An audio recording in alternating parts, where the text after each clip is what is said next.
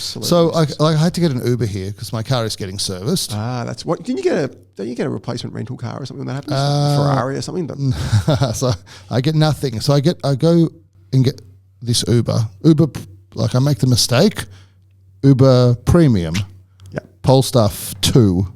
You won't even know what Polestars. I don't like Polestars. Oh, don't you? I like them. There's a new sports car coming out from Polestar. They're doing very badly as a company. Like their market cap's Well, I wish them all the worst of luck because owned by Geely, the Chinese business that bought Volvo. well, let's not be racist about my bad luck. I'm more just do with the product, okay? Well, I'm just saying it's not because they're Chinese. It's just because. I like Polestars. So I sat in the back of one. Yeah, it's basically a 90-degree angle.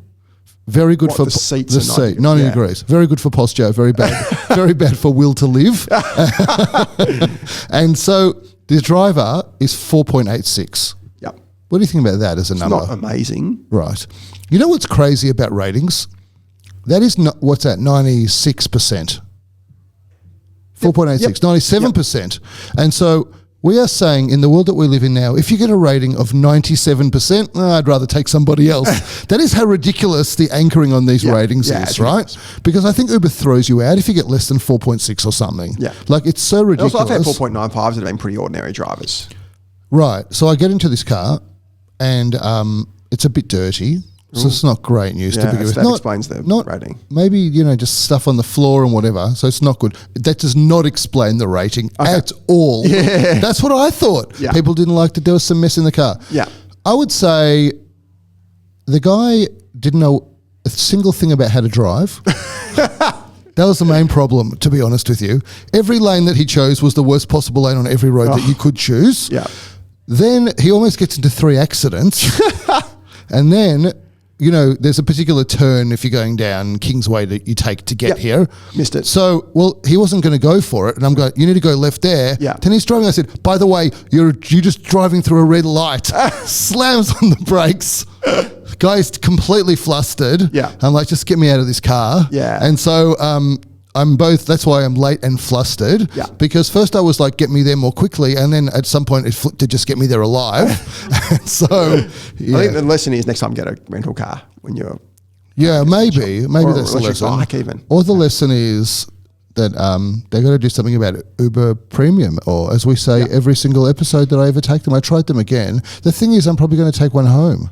Of course you are. How else are you going to get home? Unless Mike gives you a lift. I don't know. I know some people that, have cars so they pick you up and stuff, so maybe that's a better way to go. Can I just follow up? We talked about the Victorian taxi debacle. Yeah. Actually, they're allowed. After that experience, I dream of a taxi. Well, not when you're paying $60 to go for 3 minutes, which is what they charge. Well, at least they stop at red lights and know which lane to drive in. Yeah. I mean, I don't like it's the same people driving taxis and Ubers. I don't think there's a specific type of person driving one or the other. But I thought, because this is what every taxi driver seems to do now, is that Victorian, and this is what actually did happen, they deregulated taxis and basically said, you can charge what you want. And in 2023, they actually reversed that. But nobody's given the memo to taxi drivers, and certainly nobody's enforcing this law. So my wife and her friend Kath with the kids, went to a Tate McRae. Tate McRae is like another Taylor Swift, so in training. Okay. Tate McRae concert.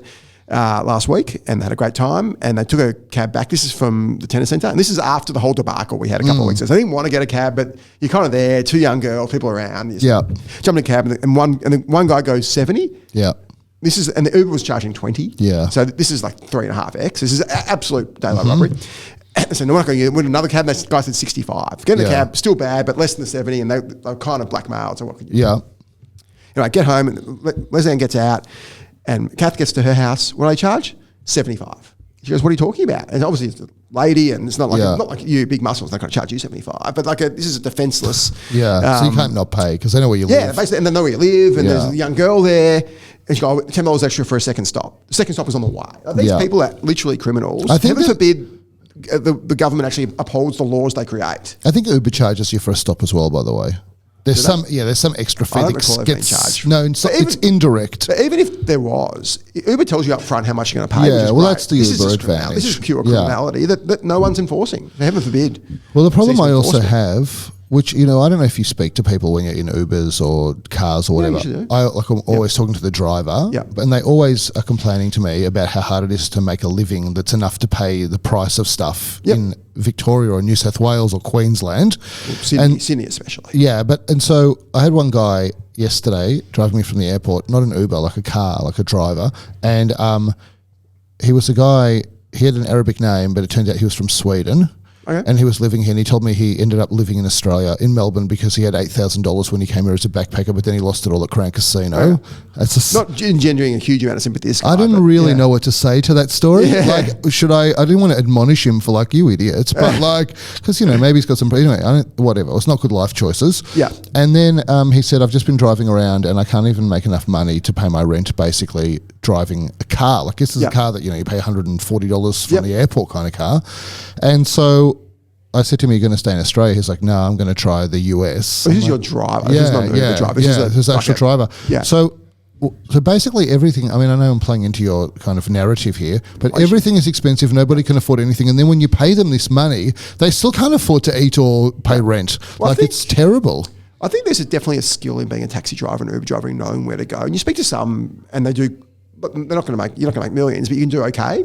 But unless you're smart and know where to go at the right time, I speak to people who go at the right time, only work a certain number of hours, and pick the peak times, pick the search times, and go to the right place, and they'll do well. But it's like anything. There's good and there's bad operators. Yeah. And I think it's very easy not to make money if you don't know what to do. Definitely.